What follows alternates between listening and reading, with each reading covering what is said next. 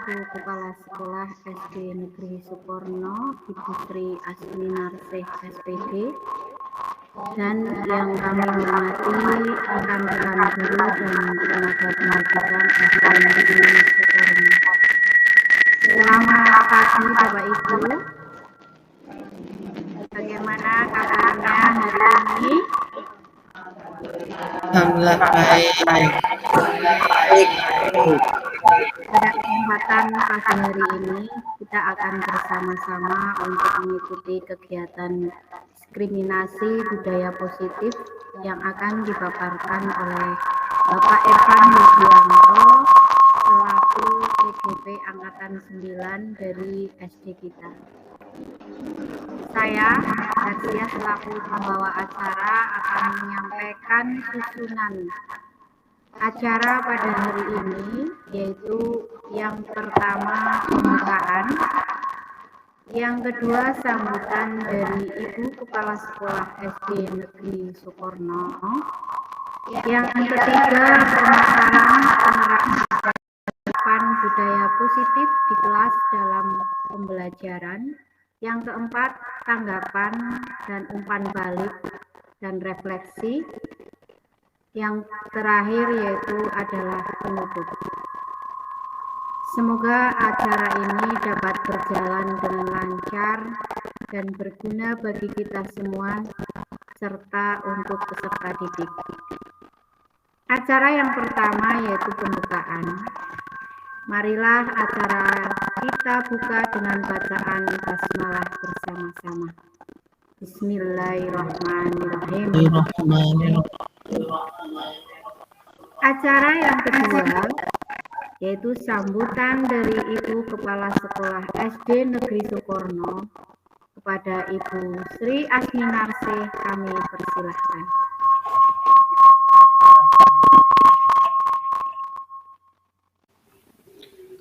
Terima kasih atas waktu yang telah diberikan oleh pembawa acara. Bismillahirrahmanirrahim. Assalamualaikum warahmatullahi wabarakatuh.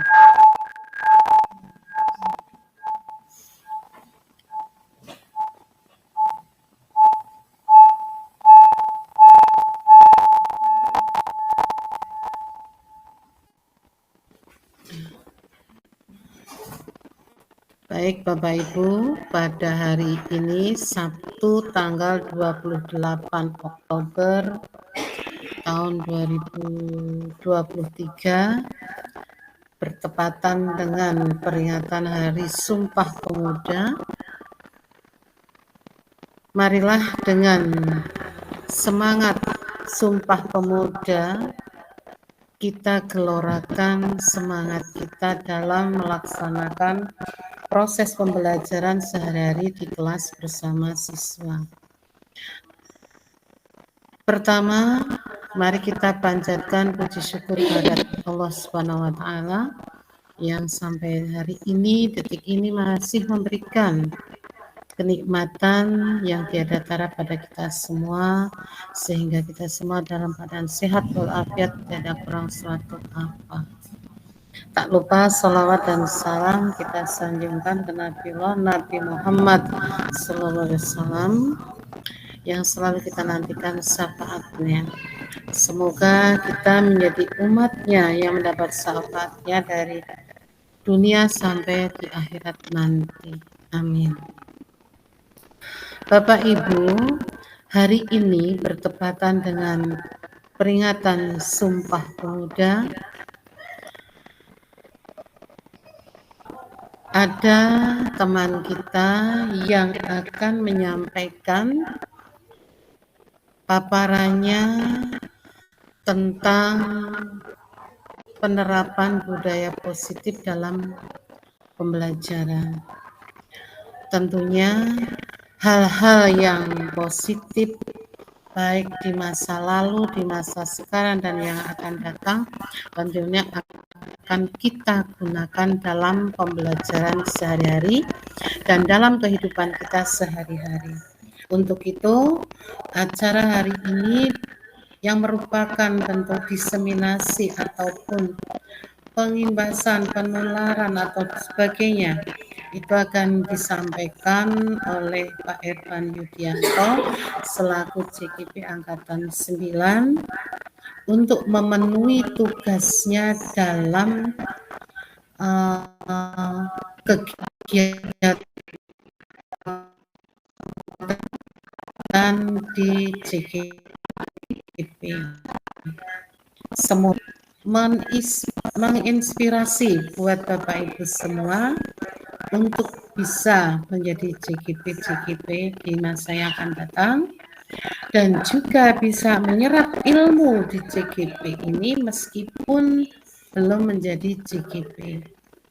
Karena ilmu dalam CGP itu sangat erat kaitannya dengan proses belajar mengajar, termasuk budaya positif dalam pembelajaran.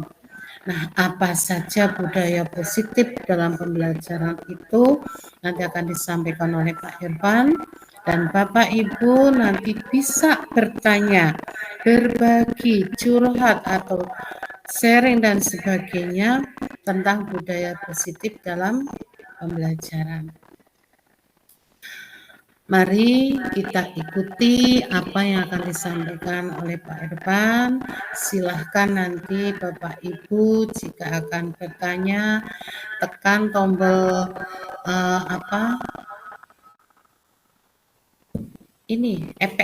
telapak tangan itu ya.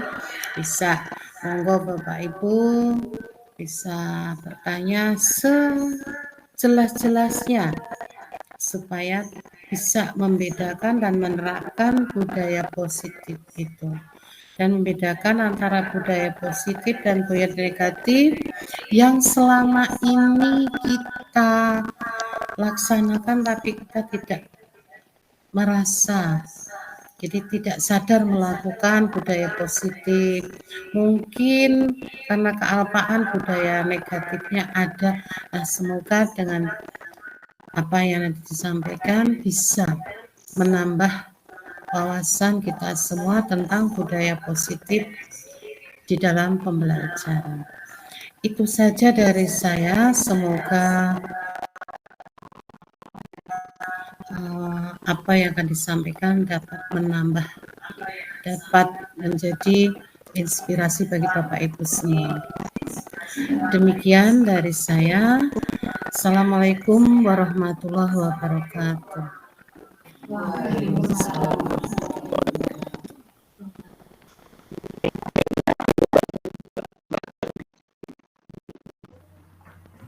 Demikian tadi sambutan dari Ibu Sri Asminarsih selaku Kepala Sekolah SD Negeri Sukorno. Untuk selanjutnya, waktu saya serahkan sepenuhnya kepada Bapak Irfan Yudianto untuk pemaparan materi diseminasinya. Silakan.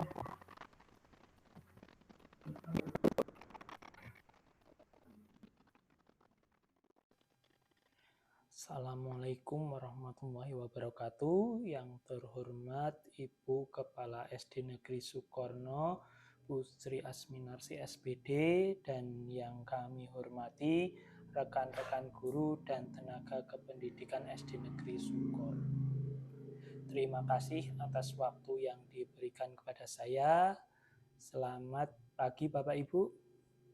Sebelumnya saya ucapkan terima kasih atas kerelaan waktu dari Bapak Ibu semua yang tentunya punya banyak kesibukan, punya banyak pekerjaan, namun disempatkan untuk hadir secara daring di acara kami ini. Terima kasih sekali lagi dan mohon maaf bila nanti apa yang akan saya sampaikan ini ada kekurangannya. Bapak dan Ibu, sebelum melangkah ke pemaparan materi yang akan saya sampaikan pada hari ini, saya ingin memohon terlebih dahulu karena nanti di sini saya tidak bermaksud sama sekali untuk menggurui Bapak dan Ibu. Namun di sini saya hanya ingin berniat baik untuk berbagi pemahaman, berbagi pengetahuan, dan berbagi pengalaman atas apa yang sudah saya dapatkan pada program pendidikan calon guru penggerak yang saya sedang jalani pada saat ini. Izin touchscreen Bapak Ibu. Baik Bapak dan Ibu, berbicara tentang budaya positif, di sini konsep utama yang akan kita bahas dalam budaya ada 6, yaitu yang pertama pembelajaran dengan paradigma baru, yang kedua adalah disiplin positif, yang ketiga kebutuhan dasar manusia, yang keempat adalah keyakinan kelas, yang kelima posisi kontrol, dan yang keenam segitiga restitusi.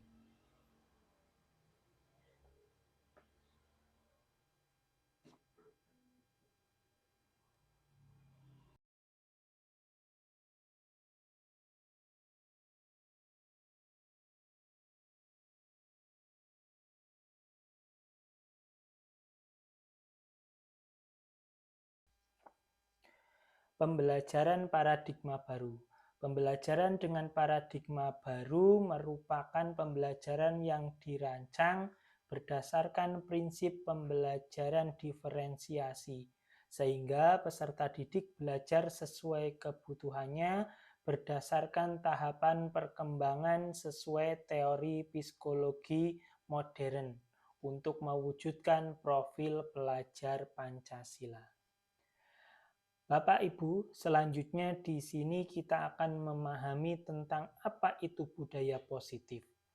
Langsung saja Bapak Ibu, budaya positif di sekolah itu sangatlah penting untuk mengembangkan peserta didik agar meningkatkan peserta didik yang memiliki karakter kuat dan berakhlak sesuai dengan profil pelajar Pancasila. Itu seperti dicetuskan sebagai pedoman untuk pendidikan di Indonesia. Budaya positif dapat dibangun dengan syarat sekolah perlu menyediakan tempat-tempat atau lingkungan yang positif juga, aman dan nyaman agar peserta didik mampu berpikir, bertindak, dan mencipta secara merdeka, mandiri, dan bertanggung jawab.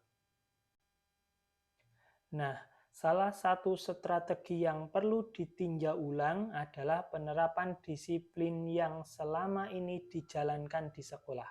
Kesadaran akan penerapan disiplin di sekolah itu berdasarkan motivasi internal, di mana pembiasaan positif yang diterapkan bukan hanya disiplin positif saja, namun masih menganut sistem penghargaan dan hukuman. Bagaimana budaya positif itu dapat dijelaskan? Bagaimana budaya positif itu di sekolah bisa berkembang menjadi karakter semua warga sekolah? Dan bagaimana pendidikan menumbuh kembangkan budaya positif dalam mewujudkan karakter profil pelajar Pancasila, serta bagaimana menerapkan disiplin restitusi di posisi monitor dan manajer dukungan yang positif, aman, dan nyaman itu dapat terwujud. Nah, nanti akan secara bersama-sama dapat menjawab semua pertanyaan yang tadi saya sampaikan. Pembelajaran dengan paradigma baru, pembelajaran paradigma baru atau kurikulum merdeka itu merupakan pembelajaran yang berorientasi pada penguatan kompetensi dan pengembangan karakter yang sesuai dengan dimensi profil pelajar Pancasila. Seperti yang sudah kita ketahui bahwa tahun kemarin baru kelas 1 dan kelas 4 yang sudah melaksanakan kurikulum merdeka. Untuk tahun ini kita melaksanakannya juga di kelas 2 dan 5. Bapak, Ibu, jadi tiap tahun semakin meningkat tingkatannya, yaitu fase A kelas 1 dan 2, fase B kelas 4, serta fase C kelas 5. Adapun yang menjadi tujuan dalam budaya positif ini adalah sebagai berikut. Terwujudnya visi sekolah, terbentuknya karakter disiplin yang kuat, menumbuhkan dan menguatkan karakter positif melalui pembiasaan-pembiasaan yang positif. Menumbuhkan karakter profil pelajar Pancasila yaitu pelajar sepanjang hayat yang memiliki kompetensi global, berperilaku sesuai dengan nilai-nilai dalam Pancasila, dan terakhir, menguatkan peran sebagai guru penggerak melalui penerapan restitusi dan menanamkan disiplin positif pada siswa.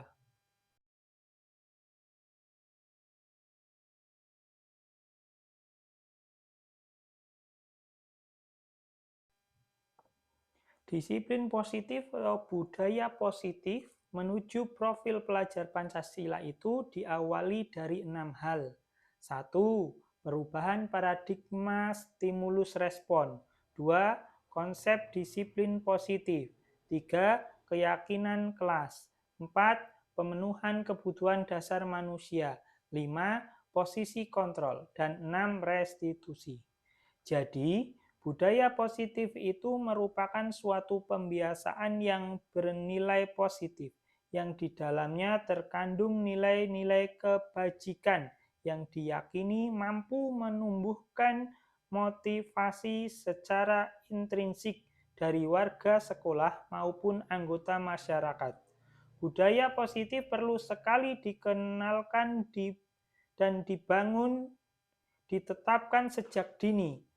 Namun, banyak orang yang memaknai sebagai sesuatu yang dilakukan seseorang pada orang lain untuk mendapatkan kepatuhan dan memiliki kecenderungan ketidaknyamanan, sering dihubungkan dengan tata tertib yang berkaitan dengan sanksi dan hukuman bagi yang melanggarnya. Adapun definisi kata merdeka menurut Ki Hajar Dewantara adalah merdeka itu berarti bebas, tidak hanya terlepas dari perintah akan tetapi cakap untuk memerintah diri sendiri.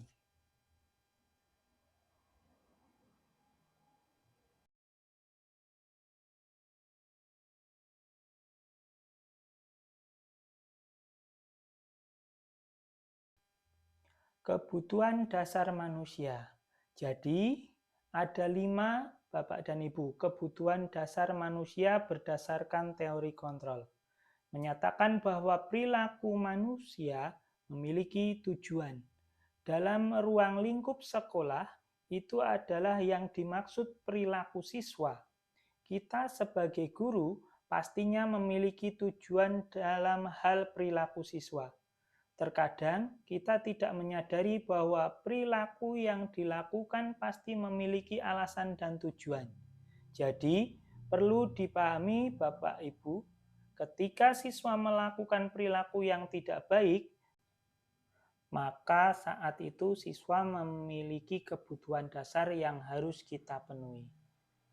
Yaitu yang pertama kebutuhan bertahan hidup, yang kedua kebutuhan cinta dan kasih sayang, yang ketiga kebutuhan penguasaan, yang keempat kebutuhan kebebasan, dan yang kelima kebutuhan akan kesenangan.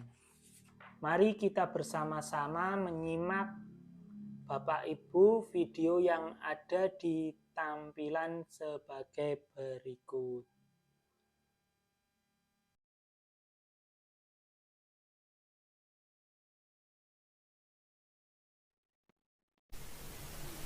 Halo semuanya, di video kali ini Miss akan membahas tentang kebutuhan dasar manusia. Nah, kenapa anak-anak perlu mengetahui apa saja kebutuhan dasar manusia? Nah, misalnya ditanya, apa kebutuhanmu? Apa yang menjadi kebutuhan dasarmu sebagai manusia? Kemudian ada jawaban, kebutuhanku makan, bermain, jalan-jalan. Nah, jadi apa itu kebutuhan dasar? Jadi, kebutuhan dasar ialah segala sesuatu yang harus kita penuhi. Jadi setiap tindakan yang kita lakukan biasanya memiliki tujuan. Nah, ketika tujuan dari tindakan kita tercapai, maka kebutuhan kita akan sesuatu tercapai juga. Contoh, misalnya, Kenapa anak-anak mengambil makanan teman? Oh, karena lapar. Ketika kalian lapar, kalian makan, maka kebutuhan kalian terhadap makanan tersebut terpenuhi. Kenapa harus makan? Ya karena saya harus hidup, seperti itu. Berikutnya. Nah, di sini ada cerita, ya. Jadi cerita ini tentang seorang anak. Nah, temannya di sini berkata, "Duh, kamu ini tadi terlambat, gangguin teman, sekarang buang sampah sembarangan. Aduh, Bom-Bom selalu saja buat gaduh, padahal sudah sering dinasihati guru." Nah, nama anak yang berbuat gaduh itu namanya Bom-Bom. Kemudian Bom-Bom berkata, "Ya deh, maaf, lain kali tidak aku ulangi." Nah, kira-kira kenapa Bom-Bom melakukan tindakan tersebut? Anak-anak tadi ingat, setiap tindakan yang kita lakukan memiliki tujuan. Kira-kira apa tujuan Bom-Bom? Kenapa dia terlambat, mengganggu temannya, dan buang sampah sembarangan? Nah, kebutuhan dasar apa yang tidak terpenuhi sehingga Bom-Bom harus melakukan hal-hal tersebut? Kita cari tahu sekarang. Nah, jadi anak-anak, ada 5 kebutuhan dasar manusia. Yang pertama, di sini survival, kotak lingkaran tengah. Survival artinya kebutuhan untuk bertahan hidup. Kemudian ada juga kebutuhan dasar akan rasa cinta kasih sayang, belonging. Kemudian ada kebutuhan dasar akan kekuasaan atau pengakuan, power. Kemudian ada juga kebutuhan dasar akan kesenangan, fun. Dan yang terakhir adalah kebutuhan dasar akan kebebasan, freedom. Ya. Nah, berikut penjelasan dari masing-masing poin 5 kebutuhan dasar manusia. Yang pertama, survival atau kebutuhan bertahan hidup. Nah, setiap orang kalau ditanya, apa kebutuhanmu untuk bertahan hidup? Pasti makan, minum, sehat, kemudian punya rumah, kemudian merasa aman. Kalau tidak merasa aman, kita susah bertahan hidup. Contoh, kalau misalnya di situasi atau di tempat yang sering ada perang, orangnya tidak merasa aman, maka kebutuhan untuk bertahan hidupnya akan tinggi. Mereka harus mencari bagaimana caranya untuk bertahan hidup, seperti itu. Ketika merasa nyaman, maka kebutuhan bertahan hidup itu sudah terpenuhi.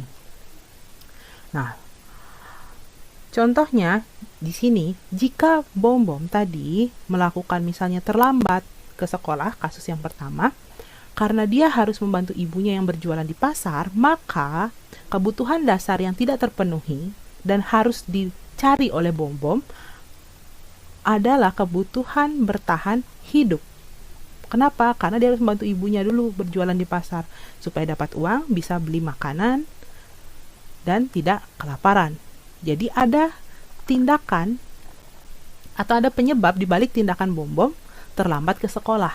Seperti itu. Nah, berikutnya yang kedua adalah kebutuhan akan kasih sayang atau belonging. Contohnya seperti apa? Rasa menyayangi dan disayangi, memberi dan menerima perhatian, perasaan diterima dalam lingkungan, baik itu keluarga, sekolah maupun masyarakat, dan rasa menjadi bagian dari kelompok. Nah, jika Bom-Bom melakukan kegiatan tadi, misalnya tindakannya tadi ya, tindakan terlambat, kemudian mengganggu teman, dan juga membuang sampah sembarangan untuk diperhatikan oleh temannya, dinasehati oleh gurunya, ditegur, karena tidak ada yang memperhatikan di rumah, maka kebutuhan dasar yang tidak terpenuhi dalam diri Bom-Bom adalah kebutuhan akan kasih sayang. Dia berharap jika dia melakukan tindakan tersebut, terlambat, terus mengganggu temannya, dan juga membuang sampah sembarangan, guru akan memanggil orang tuanya. Jadi orang tuanya akan lebih memperhatikan Bom-Bom. Bisa jadi itulah tujuan dari tindakan Bom-Bom yang terlambat, mengganggu temannya, dan juga buang sampah sembarangan tadi, yang melanggar peraturan tersebut. Nah, bagaimana jika misalnya jika Bom-Bom sudah memiliki perhatian tersebut, maka kebutuhan akan kasih sayangnya sudah terpenuhi. Lalu, yang ketiga adalah kebutuhan akan kekuasaan atau pengakuan, power. Seperti apa contohnya? Yang pertama, merasa diakui prestasi dan kemampuannya, didengar dan merasa berharga, dihormati, dipercayai, dan dapat memberi pengaruh kepada orang lain. Nah, jika misalnya Bom-Bom melakukan tindakan tadi untuk membuat temannya misalnya, kenapa kamu ganggu teman? Dan temannya akhirnya takut, maka di sana Bom-Bom memiliki kebutuhan akan kekuasaan, membuat temannya takut dan tidak berani melaporkan dia. Misalnya seperti itu. Contoh positif dari kebutuhan akan kekuasaan atau pengakuan ini, misalnya ketika anak-anak benar menjawab pertanyaan dari guru, kemudian gurunya mengapresiasi dengan bilang, ah kamu pintar, bagus, keren. Nah, di sana ada rasa senang. Ketika anak senang, merasa diakui, itulah kebutuhan kekuasaan atau pengakuannya sudah terpenuhi. Lalu, di sini yang keempat adalah kebutuhan dasar akan kesenangan atau fun. Nah, apa saja contohnya? Nah, contohnya adalah kebutuhan dasar akan kesenangan ini bisa dalam bentuk bermain, kemudian iseng menjahili teman. Jadi senang anak-anak melihat ketika temannya ekspresinya lucu, mungkin karena kalian isengi atau jahili seperti itu. Suka bercanda, suka melucu, kemudian menikmati apa yang dilakukan. Ketika anak-anak melakukan sesuatu karena diperintah, disuruh, dipaksa, maka di sana tidak akan ada kesenangan. Jadi anak-anak akan mencari kesenangannya. Contoh, Bom-Bom anaknya jahil, suka sekali mengganggu temannya. Itu alasan kenapa dia mengganggu temannya, untuk melihat ekspresi temannya yang lucu ketika dijahili. Maka kebutuhan dasar yang ingin dipenuhi oleh Bom-Bom adalah kebutuhan akan kesenangan atau fun. Yang terakhir adalah kebutuhan akan kebebasan atau freedom. Tidak ada manusia satupun yang suka dikekang. Ya, semuanya ingin merdeka istilahnya. Nah, seperti apa? Yang pertama, ingin mandiri, bisa menentukan sendiri, memiliki pilihan, tidak ditentukan oleh orang lain untuk ini itu. Kemudian, nah ini, tidak dikekang orang lain, artinya diatur dan suka mencoba. Nah, contoh di sini, kebutuhan akan kebebasan. Jika misalnya Bom-Bom adalah anak yang tidak suka mengikuti aturan, dia tidak suka misalnya buang sampah pada tempatnya, dia sukanya buang sampah, ya udah di mana suka-suka dia. Maka di sana yang ingin dipenuhi oleh Bom-Bom adalah kebutuhan akan kebebasan. Sayangnya tindakan Bom-Bom ini negatif. Contoh positif dari kebutuhan akan kebebasan misalnya mandiri. Ketika anak-anak misalnya diatur harus belajar jam 9 pagi, padahal anak-anak pengennya belajar jam 11 siang. Kenapa jam 9 pagi tidak mau? Karena saya masih ngantuk. Jam 11 baru saya bisa belajar dengan fokus seperti itu. Nah, ketika anak memiliki pilihan, bisa milih untuk belajar jam 11, di sana anak-anak sudah bisa memenuhi kebutuhan anak-anak akan kebebasan. Seperti itu. Tidak dikekang, tidak diatur oleh orang lain. Nah, jadi itu tadi 5 kebutuhan dasar manusia. Mulai dari kebutuhan dasar akan bertahan hidup, survival, kemudian kebutuhan dasar akan rasa kasih sayang atau belonging, kemudian rasa kebutuhan dasar untuk merasa diakui, pengakuan, power, kemudian juga kebutuhan dasar akan kesenangan, fun, dan yang terakhir tadi kebutuhan dasar akan kebebasan atau freedom. Nah, lalu bagaimana ketika anak-anak belajar? Apakah harus ada aspek atau poin dari 5 kebutuhan dasar itu yang dipenuhi? Tentu. Lalu, secara pribadi, anak-anak masing-masing, menurut anak-anak, diri anak-anak, ya, apa kebutuhan dasar yang belum terpenuhi saat anak-anak belajar dan yang sudah terpenuhi saat belajar? Mungkin akan ada perbedaan kebutuhan dasar yang anak-anak belum maupun sudah penuhi saat belajar. Jadi mungkin Ayu misalnya, yang belum terpenuhi adalah rasa kesenangan. Kenapa? Karena pelajarannya membosankan. Sedangkan yang sudah terpenuhi apa? Pengakuan. Jadi setiap dia misalnya menjawab, diberikan apresiasi oleh guru dan teman-temannya. Gitu. Sedangkan misalnya Putra, kebutuhan dasarnya lain. Ternyata yang belum terpenuhi malah sebaliknya. Pengakuan. Kenapa? Karena setiap dia bisa menjawab, gurunya tidak memberikan apresiasi apapun. Tidak bilang, misalnya, wah bagus, pintar, gitu. Kemudian sedangkan yang sudah terpenuhi adalah misalnya adalah rasa kesenangannya. Kenapa? Karena pembelajarannya menyenangkan sih, cuma gurunya kurang apresiasi gitu. Jadi setiap anak-anak akan memiliki perbedaan kebutuhan dasar yang belum maupun sudah dipenuhi ketika mereka belajar.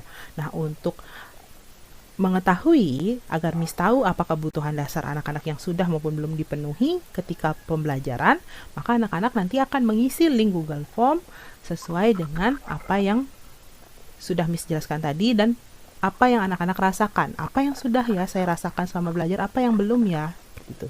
Oke, nah jadi demikian video kali ini tentang kebutuhan dasar manusia.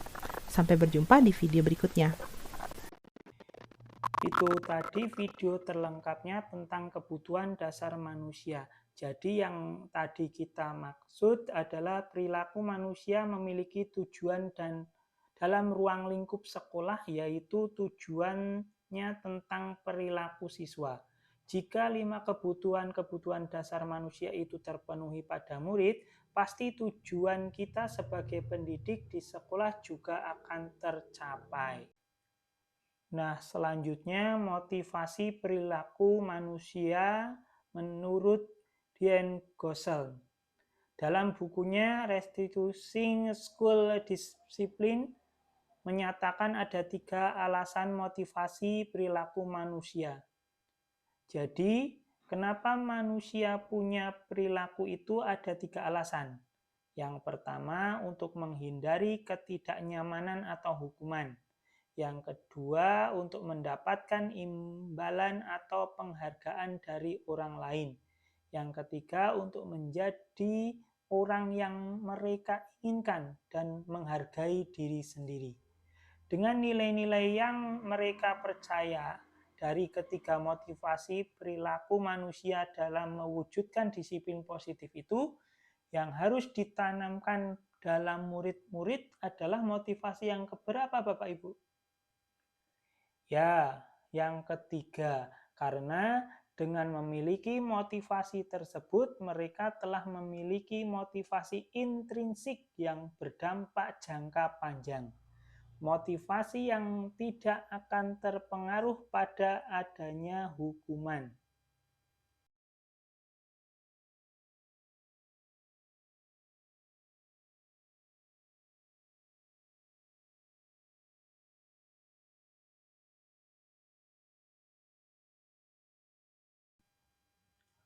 Posisi kontrol restitusi. Nah, ini menurut Gosen itu berkesimpulan bahwa terdapat 5 posisi kontrol yang harus diterapkan oleh seorang guru. Jadi, kelima posisi kontrol itu adalah sebagai penghukum, sebagai pembuat rasa bersalah, sebagai teman, sebagai pemantau, dan manajer. Sekarang akan saya ajak Bapak Ibu guru untuk menyaksikan video tentang posisi kontrol dan coba analisis di posisi kontrol mana Bapak Ibu semuanya berada.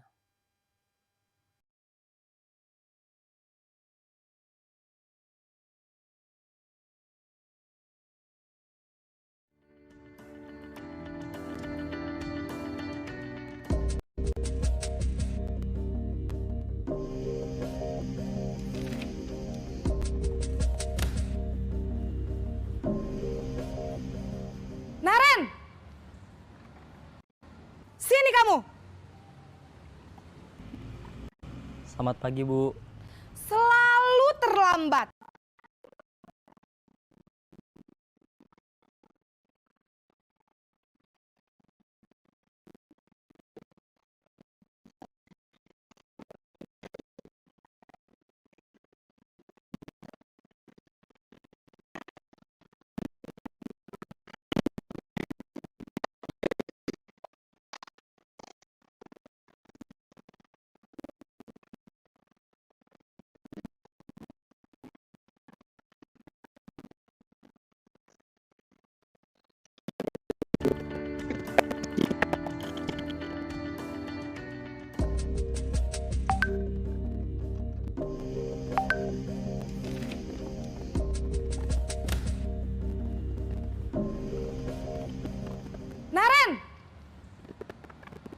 Sini kamu. Selamat pagi, Bu. Selalu terlambat. Kamu deh, pasti terlambat. Maaf, Bu. Saya... Apa? Apa coba? Alasan kamu apa lagi? Kapan sih kamu tidak terlambat? Malas sekali ya kamu jadi anak. Saya... Dasar pemalas. Gak kapok-kapok sih kamu. Sudah berapa kali terlambat? Sana, kamu keliling lapangan basket 2 kali. Kenapa saya harus keliling lapangan basket, Bu? Kenapa? Kamu mau lawan ibu? Berani-beraninya jawab. Sudah terlambat, masih berani jawab pula. Sekarang, keliling lapangan basket 5 kali sekalian. Biar kapok. Cepat, pergi sana ke lapangan basket.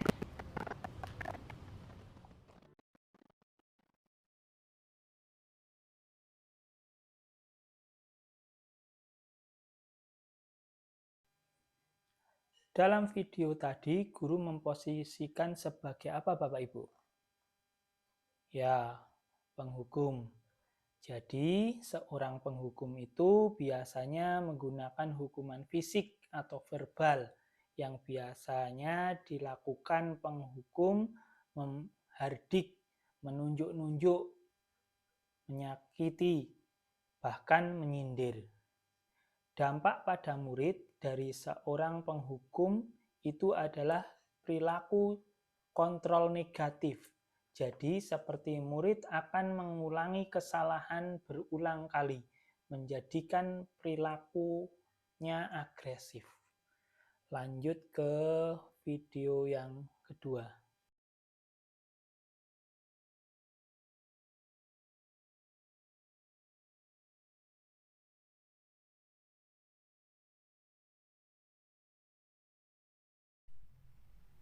Maaf Bapak Ibu, ini yang pertama ya tadi ya. Ya, maaf. Sebentar. Selamat pagi, Bu. Selalu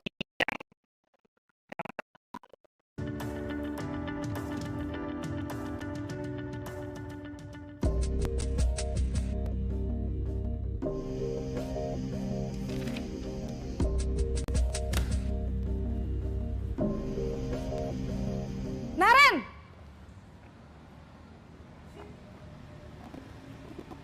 Selamat pagi, Bu. Naren. Kamu kenapa terlambat lagi, Nak?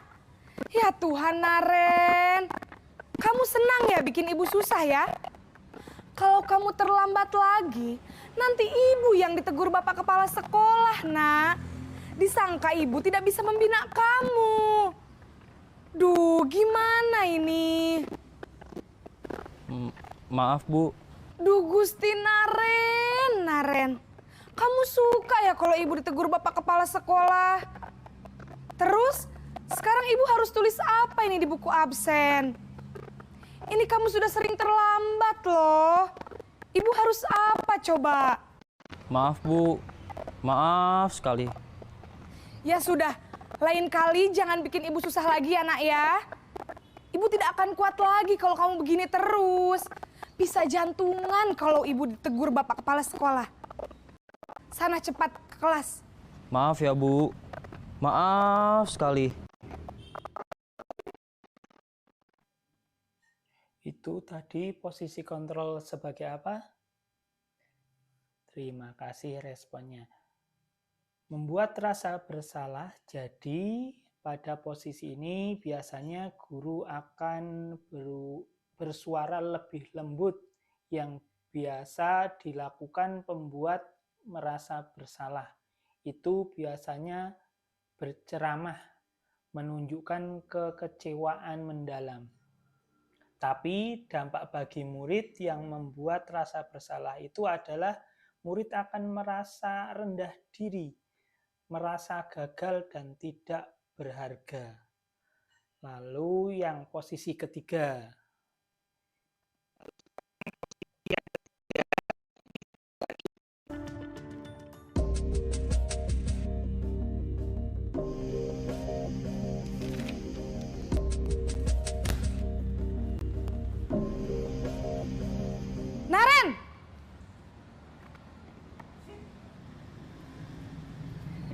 Selamat pagi, Bu.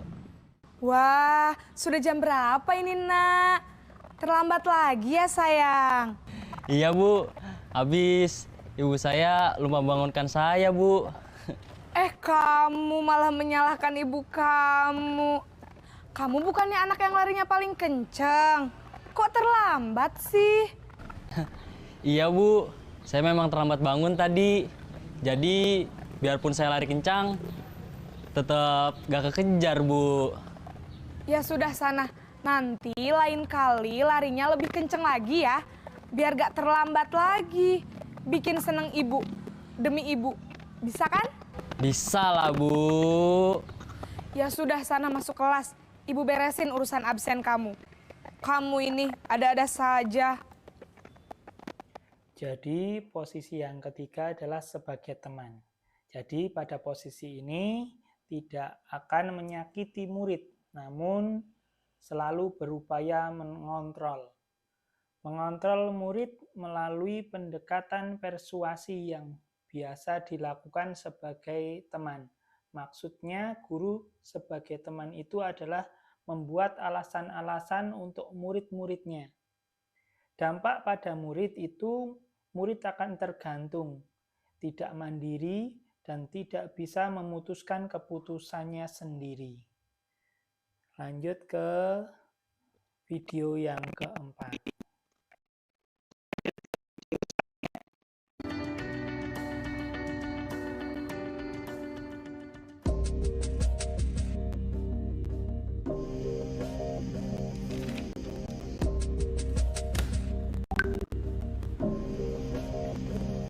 Naren!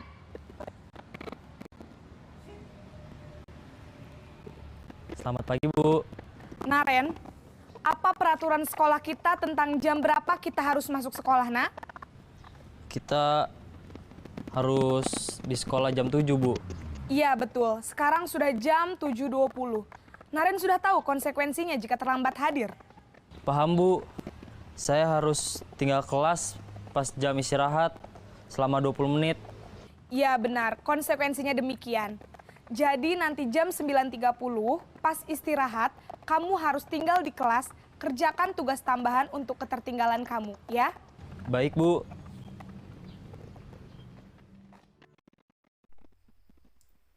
Penjelasan posisi sebagai pemantau ini biasanya selalu mengawasi guru, mengawasi atau memantau muridnya yang berpatokan pada catatan atau kesepakatan yang telah disetujui. Yang biasa dilakukan posisi guru sebagai pemantau itu yaitu memantau, menghitung, dan mengukur kedisiplinan murid. Dampak bagi murid pada posisi guru sebagai pemantau yaitu menitiberatkan pada dampak pada diri sendiri, mendapatkan hadiah atau mendapatkan hukuman. Itu dampak dari guru di posisi sebagai pemantau. Yang terakhir,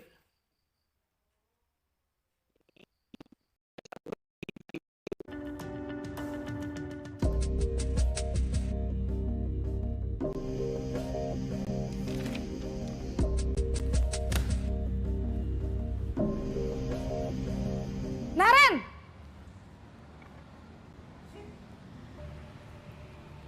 Selamat pagi, Bu. Selamat pagi, Naren. Maaf, Bu. Saya terlambat. Iya, sekolah masuknya jam 7, sekarang sudah jam 7.20. Jadi sekarang bagaimana ini, Naren? Maaf, Bu. Saya lupa setel alarm saya semalam. Baiklah, menurut kamu, keyakinan sekolah yang mana yang perlu kamu tingkatkan? Menghargai diri sendiri dan orang lain mungkin ya, Bu. Setuju. Jadi, apakah Naren meyakini prinsip saling menghormati tersebut? Iya, Bu. Saya meyakininya. Apakah Naren bersedia memperbaiki masalah keterlambatan ini? Bersedia, Bu. Bagaimana kamu akan perbaiki masalah keterlambatan ini? Saya akan coba untuk tidak lupa menyetel alarm saya, Bu. Baik, kalau Naren lupa menyetel alarm di rumah, ada orang yang kira-kira bisa bantu mengingatkan tidak? Ada, Bu. Kakak saya, Kak Ema. Ada lagi selain Kak Ema? Selain Kak Ema, ada ibu saya. Baik, jadi yang mengingatkan Naren adalah Kak Emma dan ibu kamu ya. Kira-kira akan mulai setel alarm kapan nih Naren? Setelah pulang sekolah, akan segera saya lakukan. Baik, jadi Naren akan setel alarm untuk bangun besok pagi dan akan diingatkan oleh kakak dan ibunda Naren ya. Ada lagi yang mungkin perlu dilakukan Naren? Agar tidak terlambat bangun lagi. Tidak ada, Bu. Baik Naren, terima kasih untuk kerjasama kamu. Sekarang kamu perlu kembali ke kelas untuk belajar. Baik, Bu. Terima kasih. Itu posisi yang terakhir adalah guru sebagai manajer. Seorang manajer itu telah memiliki keterampilan di posisi teman maupun pemantau dan dengan demikian bisa jadi di waktu-waktu tertentu kembali ke posisi tersebut. Bisa diperlukan guru pada posisi manajer itu biasanya berbuat sesuatu bersama murid, mempersilahkan murid mempertanggungjawabkan perilakunya, mendukung murid agar dapat menemukan solusi atas permasalahannya sendiri.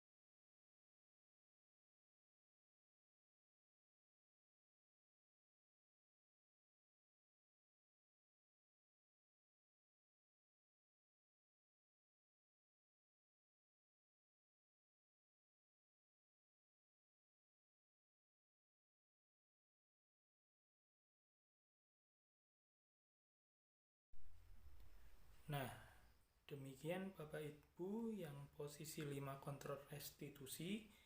Misalkan dari kelima posisi kontrol di atas, apabila kita menginginkan murid-murid kita ke depannya menjadi murid yang merdeka, mandiri, dan bertanggung jawab, serta tumbuh motivasi intrinsik dalam diri mereka, maka kita perlu menerapkan restitusi yang dapat mengarahkan menjadi murid kita sebagai seorang manajer. Nah, jadi dari kelima posisi itu, mana yang terbaik posisi gurunya Bapak Ibu? Baik sekali Bapak Ibu. Sebagai manajer, karena di dalam posisi kontrol manajer, murid oleh guru itu diajak mengevaluasi diri, bagaimana menjadi diri yang lebih baik, menganalisis kebutuhan dirinya, menganalisis kebutuhan orang lain. Nah, di sini penekanan bukan pada kemampuan memberikan konsekuensi kepada murid, melainkan guru dapat berkolaborasi dengan murid untuk memperbaiki kesalahan yang ada.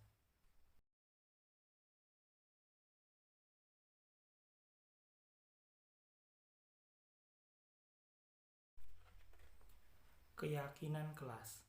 Setiap tindakan atau perilaku yang dilakukan di dalam kelas itu dapat menciptakan sebuah lingkungan yang positif. Perilaku warga kelas tersebut menjadi sebuah kebiasaan yang akhirnya membentuk sebuah budaya yang positif. Dalam mewujudkan perilaku warga sekolah yang memiliki budaya positif, hal yang pertama adalah perlu diciptakan dan disepakati adalah membuat keyakinan-keyakinan bersama di antara warga kelas. Untuk mendapatkan nilai-nilai kebajikan yang disepakati bersama, saya yakin Bapak Ibu guru di sini juga sudah menerapkan keyakinan di dalam kelas masing-masing. Bapak Ibu, kira-kira keyakinan kelas seperti apa yang sudah dilakukan bersama di kelas Bapak Ibu?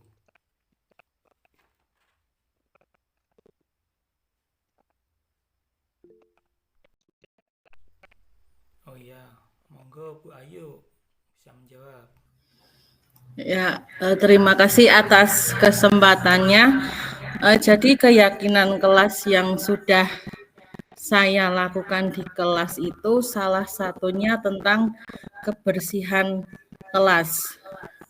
Nah, jadi pembelajaran akan dimulai jika ruang kelas itu sudah bersih, sehingga anak-anak itu bisa berpikir kritis, kenapa kok Bu Guru belum memulai pembelajaran. Nah, ternyata alasannya yaitu kelas masih kotor, seperti itu.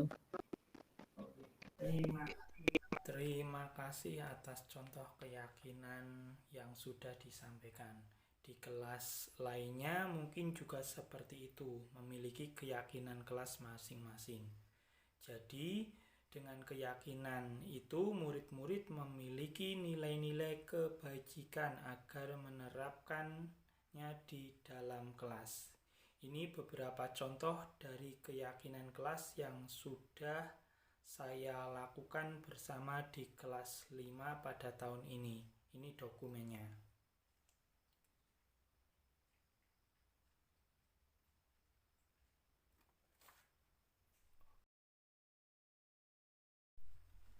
Saya yakin Bapak Ibu juga sudah mengetahui cara pembuatan keyakinan kelas.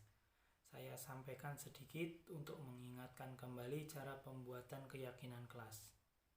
Langkah yang dilakukan pertama adalah pembuatan keyakinan kelas dimulai dari yang tidak bersifat lebih abstrak.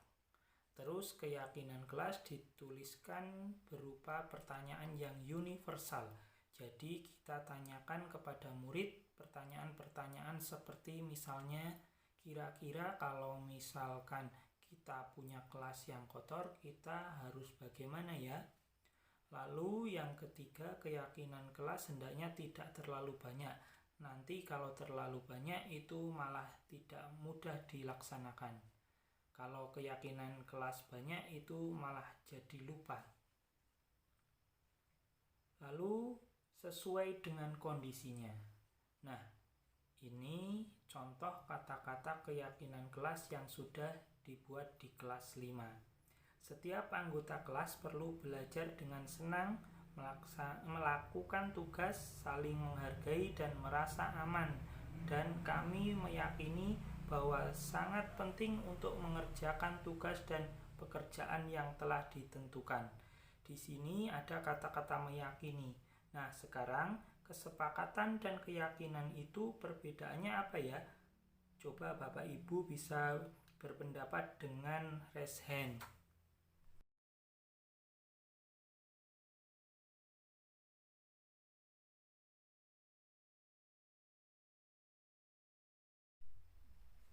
Oh ya, monggo Bu Ana bisa berpendapat.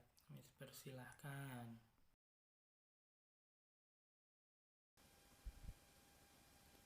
Oh ya, monggo Bu Ana bisa berpendapat.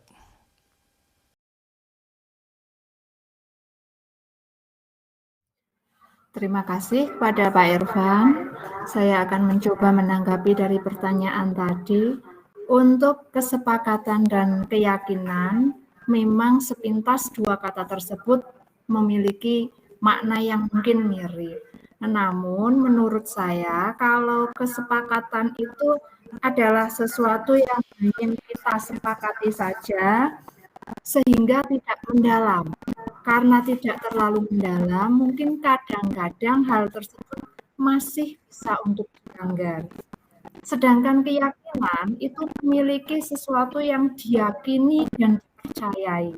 Kalau sudah diyakini dan dipercayai, maka biasanya akan lebih diterapkan pada diri siswa atau yang membuat keyakinan tersebut. Mungkin seperti itu Pak Irfan, terima kasih. Terima kasih. Betul sekali, jadi yang disampaikan sangat tepat. Keyakinan itu akan lebih memotivasi dirinya dari dalam.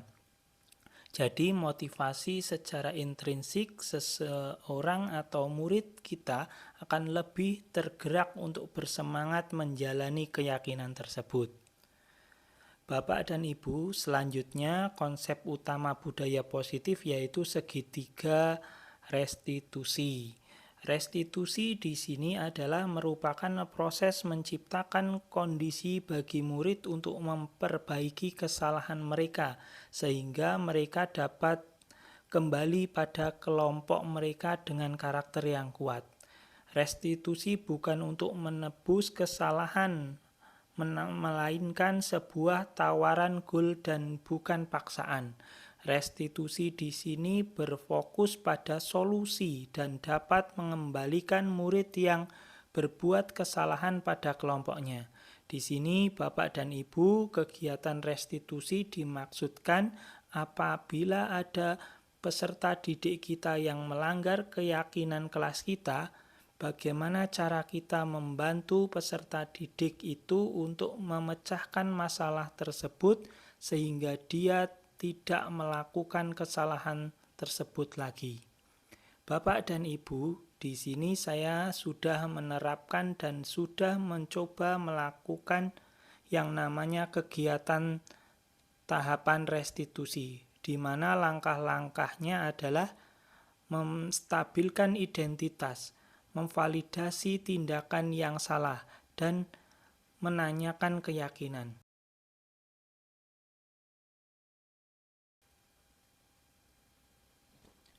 Seperti apa Bapak Ibu?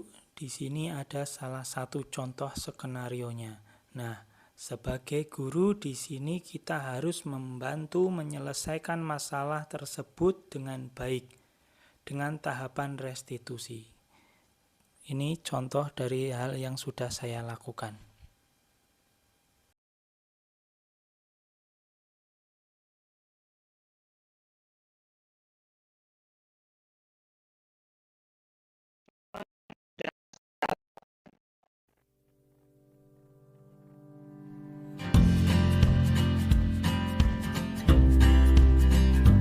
Selamat pagi Dimas, sudah istirahat?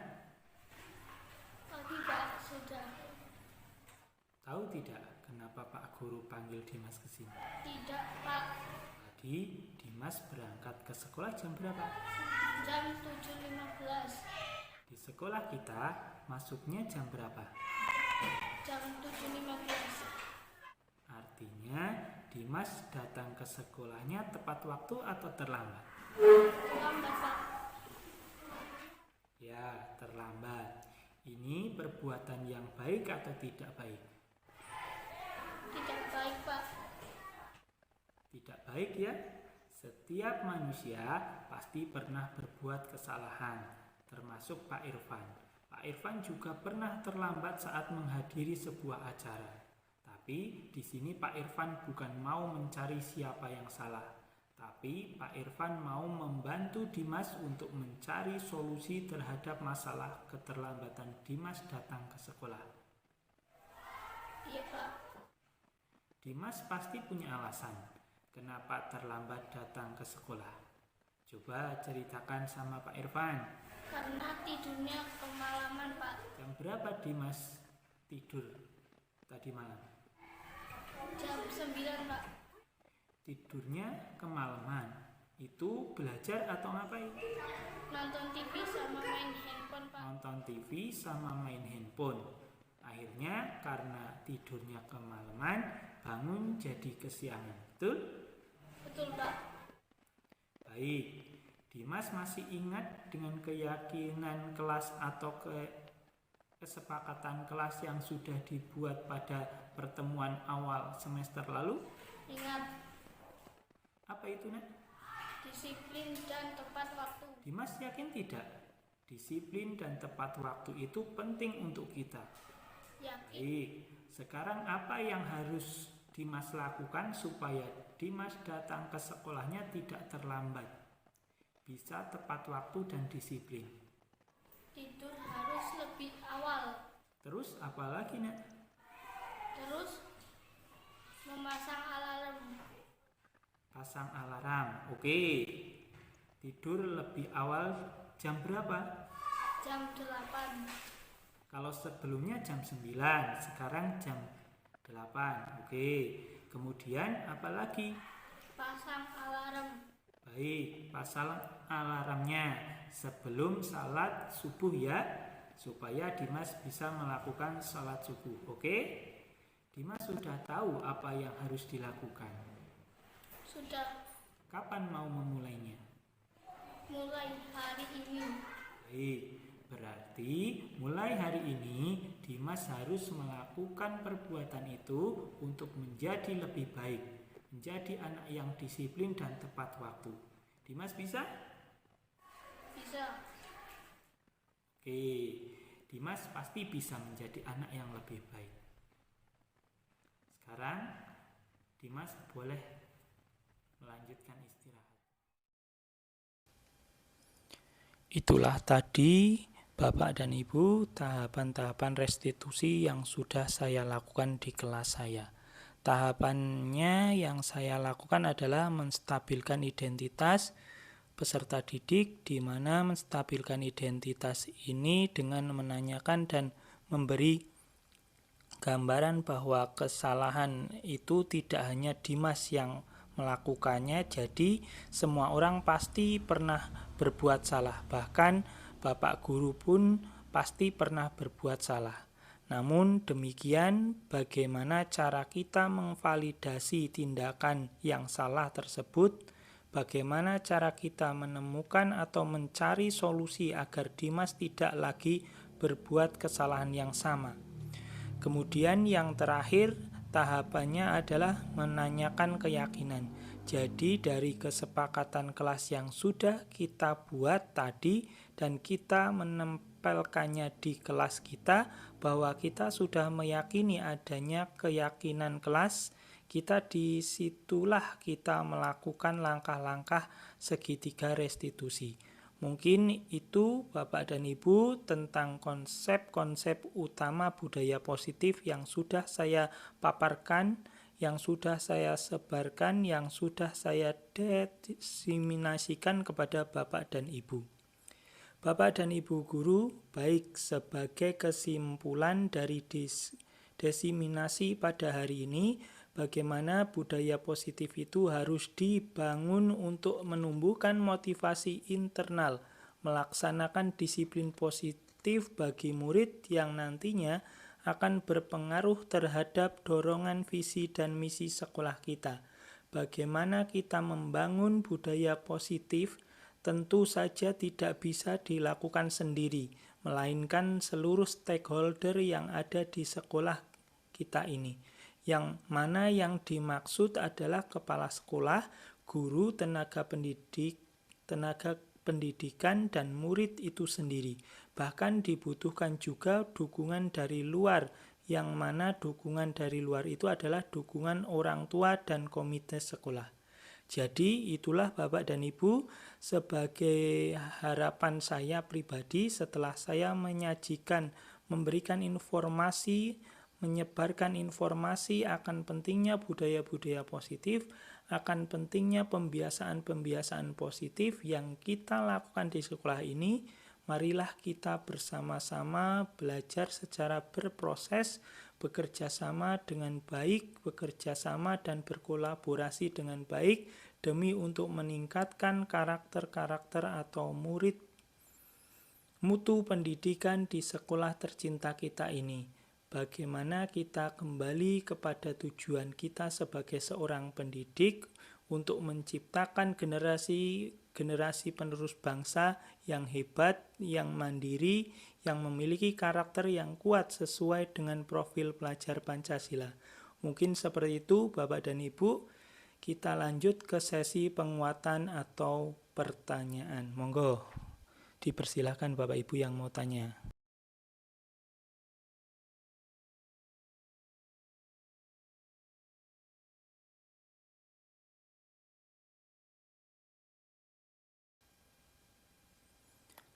Oke, monggo Bu Lastri untuk pertanyaan yang pertama.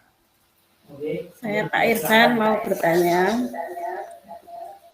Apakah sistem reward bisa membuat anak-anak menjadi disiplin? Efektifkah? Kalau reward seperti itu tidak efektif, bagaimana dengan banyak memuji anak? Apakah bisa berhasil? Sekian, terima kasih pertanyaan dari saya. Dalam jangka pendek, reward memang efisien mengubah perilaku dalam jangka pendek, tapi anak tidak melatih motivasi internalnya. Perilakunya dilakukan karena hadiah, bukan tanggung jawab. Memuji anak atau memberi hadiah boleh, asal spontan.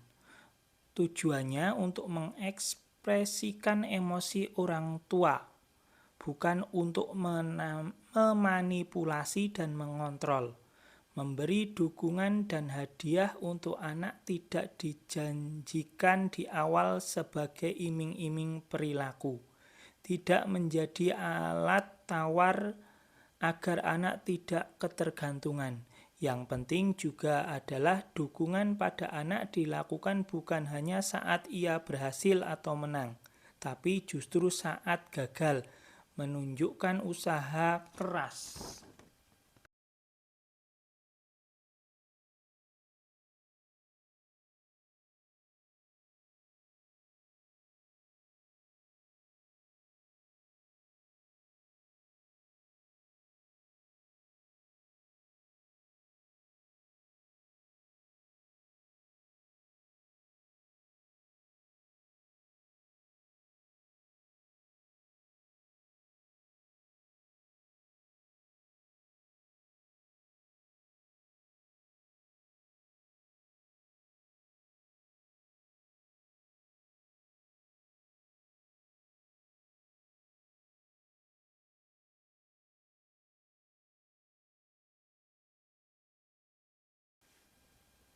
Untuk pertanyaan selanjutnya, monggo siapa?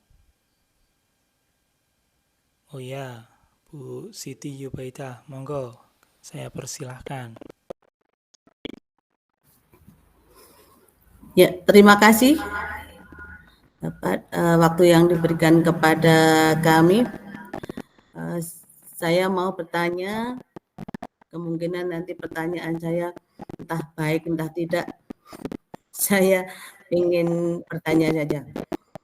Kadang sebagai guru di dalam kelas, kita terpancing emosi pas anak melanggar aturan. Bagaimana caranya supaya tetap tenang dan lancar dalam menerapkan disiplin positif? Jadi, bagaimana supaya tidak menghukum? Kemudian, cara apa yang dipakai oleh disiplin positif? Terima kasih. Terima kasih Bu Siti.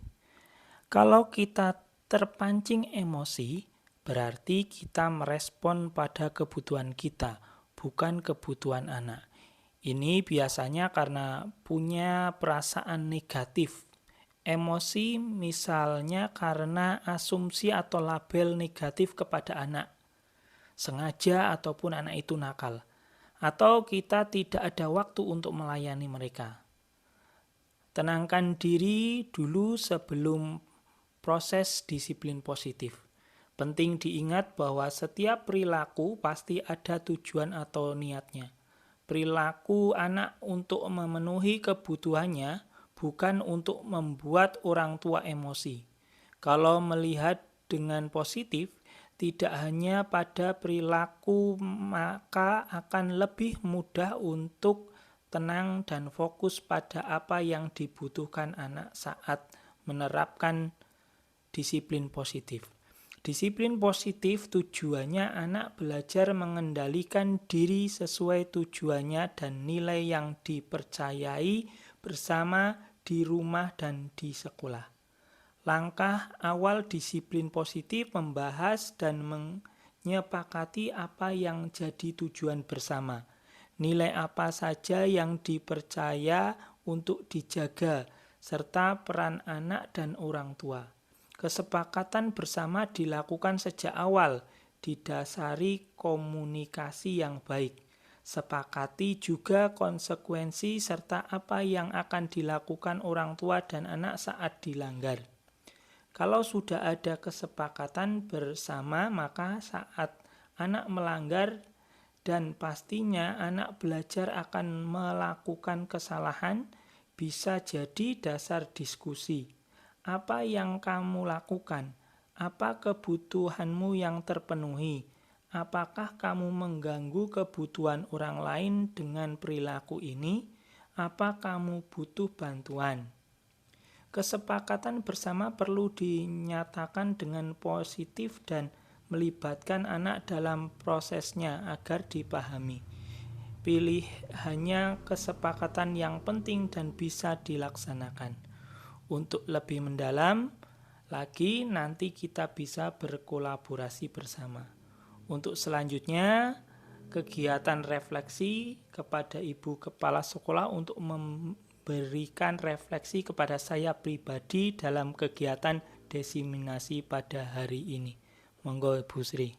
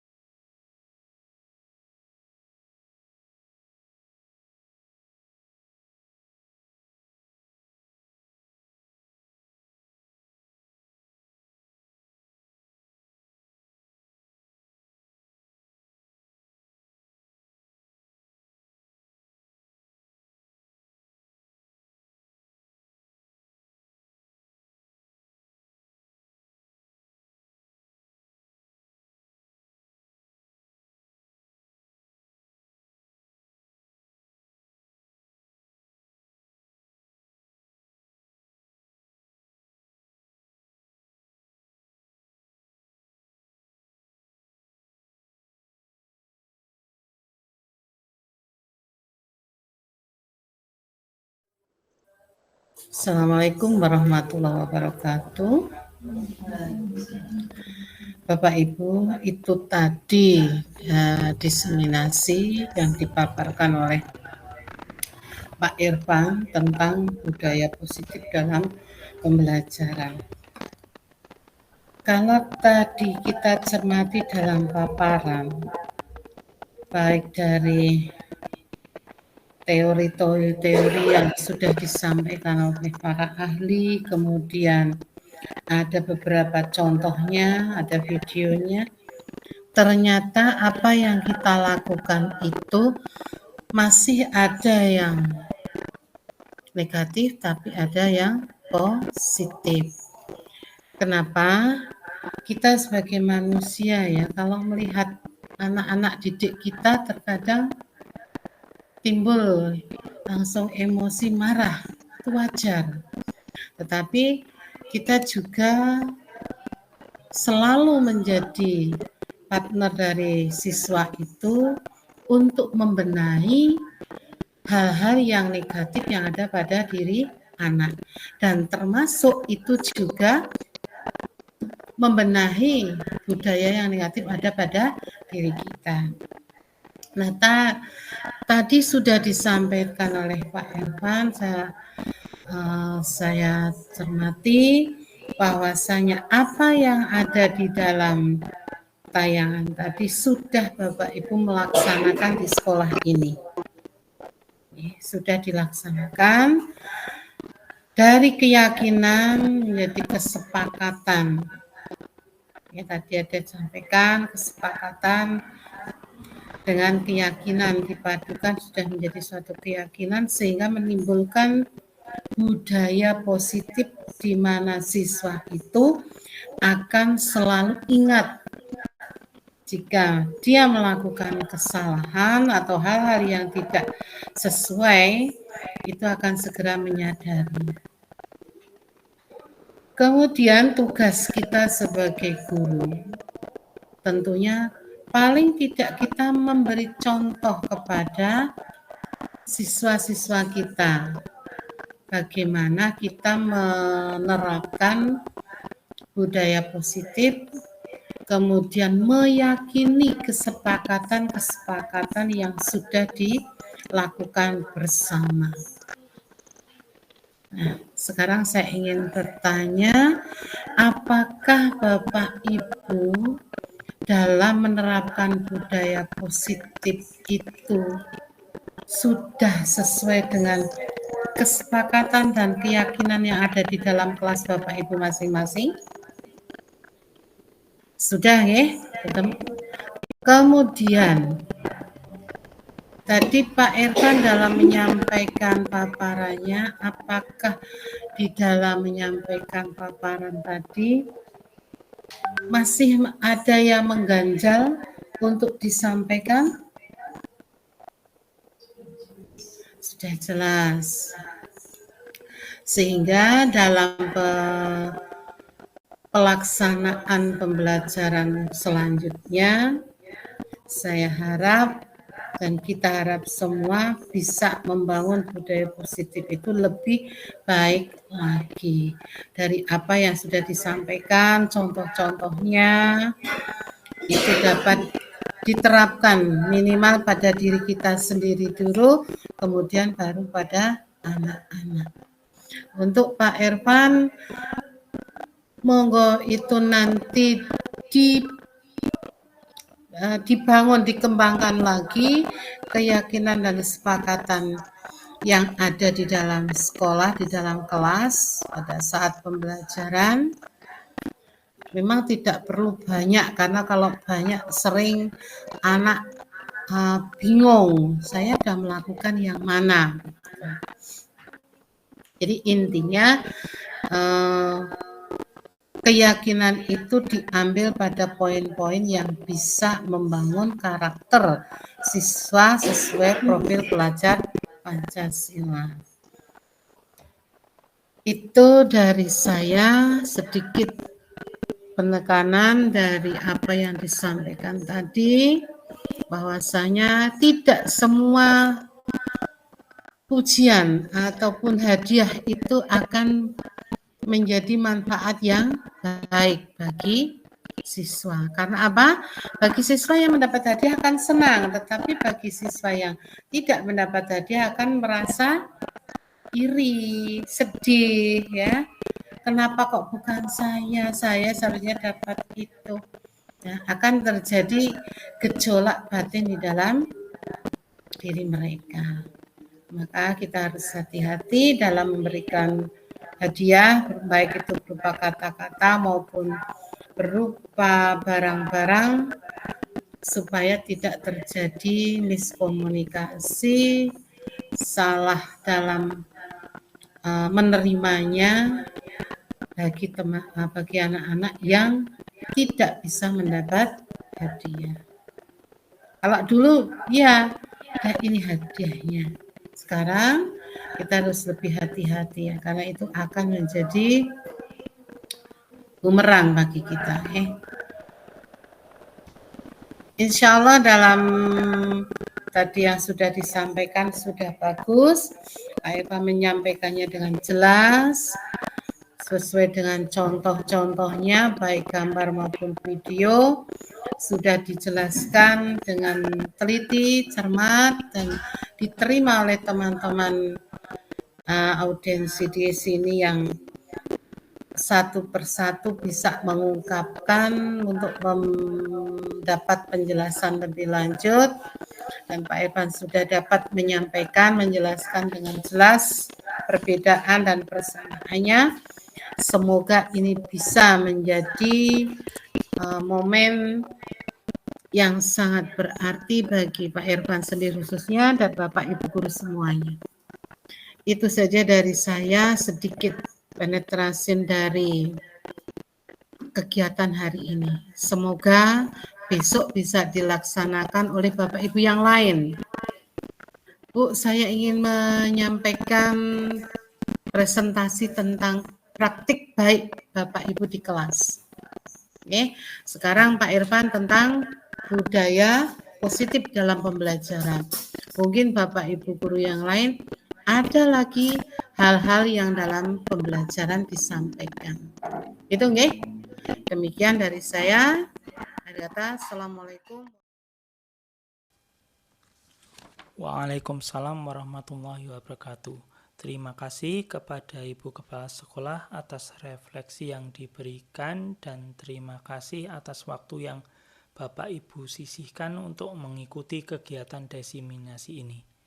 Terakhir, apalah artinya ilmu yang kita miliki, yang kita punya kalau kita tidak mampu untuk membagikannya kepada orang lain. Mungkin seperti itu Bapak dan Ibu, lebih dan kurangnya saya mohon dimaafkan. Semoga kegiatan pada hari ini dapat bermanfaat bagi kita semua. Sekian dan terima kasih. Wassalamualaikum warahmatullahi wabarakatuh. Terima kasih.